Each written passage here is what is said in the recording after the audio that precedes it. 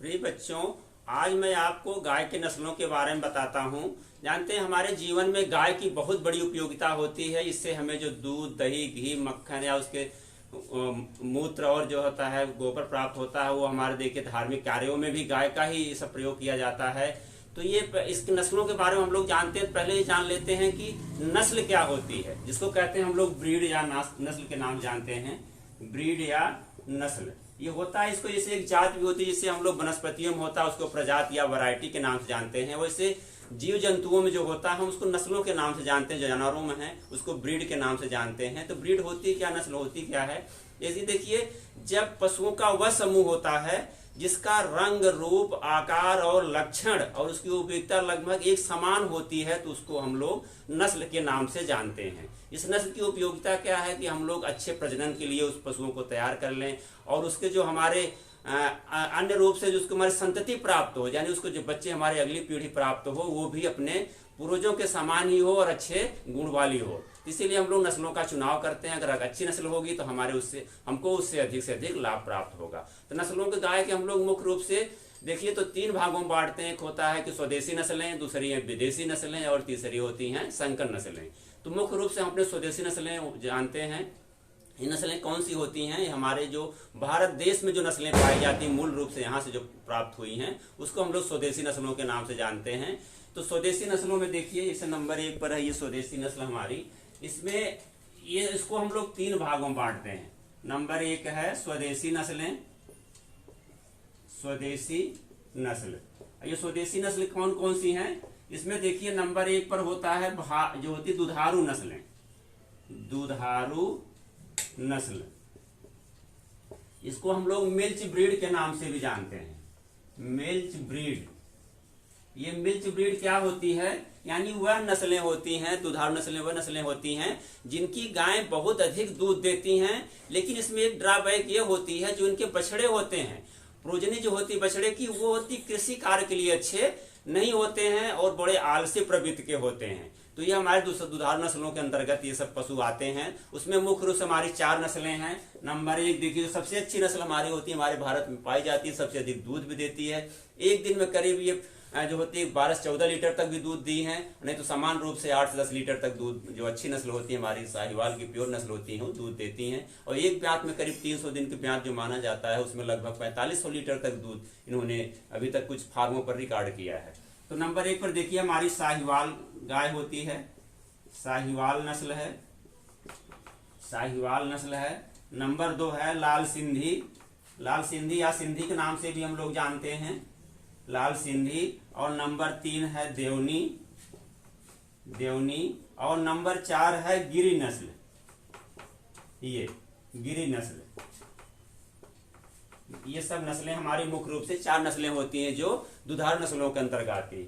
और दूसरी नस्ल होती है, देखिए दुधारू नस्लों के बाद होती है डुअल पर्पज, द्विकाजी नस्लें होती हैं। द्विकाजी नस्लें कौन कौन सी नस्लें आती हैं? उसमें वो नस्लें आती हैं जो गायें भी दूध अच्छा देती हैं, अधिक दूध देती हैं, और उनके बछड़े भी कृषि कार्य के लिए अच्छे माने जाते हैं और भार वाहन के लिए। तो नंबर 2 देखिए कौन सी हैं? द्विकाजी नस्लें हमारी हैं, ये द्विकाजी नस्लें।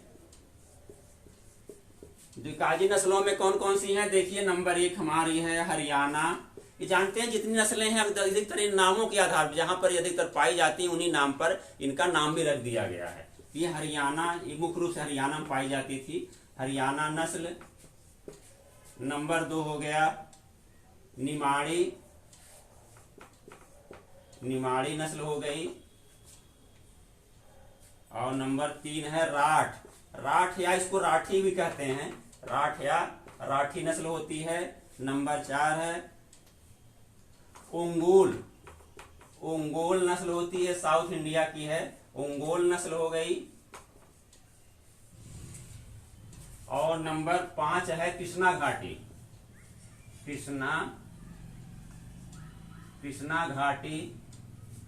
और नंबर 6 है थारपारकर, थारपारकर, ये मध्यम आकार की होती है, अच्छी नस्ल है। नंबर 7 है कांकरेज, कांकरेज, ये सबसे भारी नस्ल होती कांकरेज। देखा है सवाई, इसको सवाई के नाम से भी जानते हैं, बहुत अच्छी नस्ल है, कांकरेज हो गई। और नंबर 8 है ग्वानो, एक नस्ल और है ये ग्वानो। ये हमारी 8 नस्लें होती हैं, ये द्विकाजी नस्लों में आती हैं। और नंबर 3 कैटेगरी हम लोग देखें तो एक होती है भारवाही नस्लें।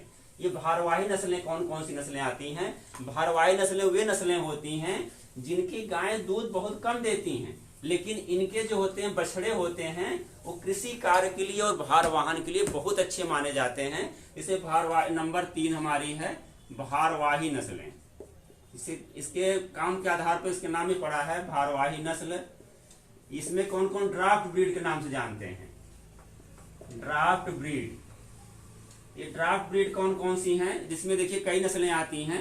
जैसे नंबर 1 है नागौरी, राजस्थान पाई जाती है नागौरी में, नागौरी नस्ल है। नंबर 2 है केन कथा, केन कथा। नंबर 3 मालवी, मालवी।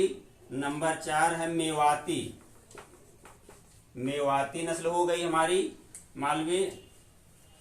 और है खेरीगढ़, नंबर 5 कर लीजिए खेरीगढ़, खेरीगढ़। नंबर 6 अमृत महल, अमृत महल। और नंबर 7 है खिलाड़ी, ये भी साउथ इंडिया की है, खिलाड़ी नस्ल। और नंबर 8 है कांगायन, कांगायन। ये नस्ल हो गई, 8 हो गई। और देखिए मैं इधर लिख देता हूं ये कांगायन। और होती है 9 है पवार, पवार नस्ल है। और 10 है हल्लीकर, ये नस्लें हैं हल्लीकर। और है 11 है गंगा तीरी, गंगा तीरी नस्ल है। और 12 है बछौर, बछौर है। और 13 है सिरी,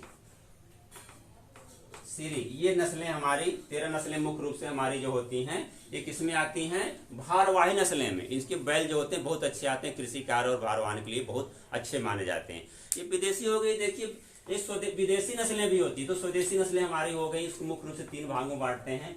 विदेशी नस्लें जो होती हैं वो भी देखिए, तो अगर तुलना किया जाए तो हमारी जो भारतीय नस्लें हैं ये होती हैं, ये तो यहाँ पर पाई जाती है, लेकिन कुछ नस्लें विदेशी होती हैं। अपने यहाँ भारतीय नस्लों का वैज्ञानिक नाम क्या है? इसका वैज्ञानिक नाम देखिए, इसका वैज्ञानिक नाम है भारतीय, जो भारत की नस्लें हैं भारतीय है, ये है बास इंडिकस, बास इंडिकस।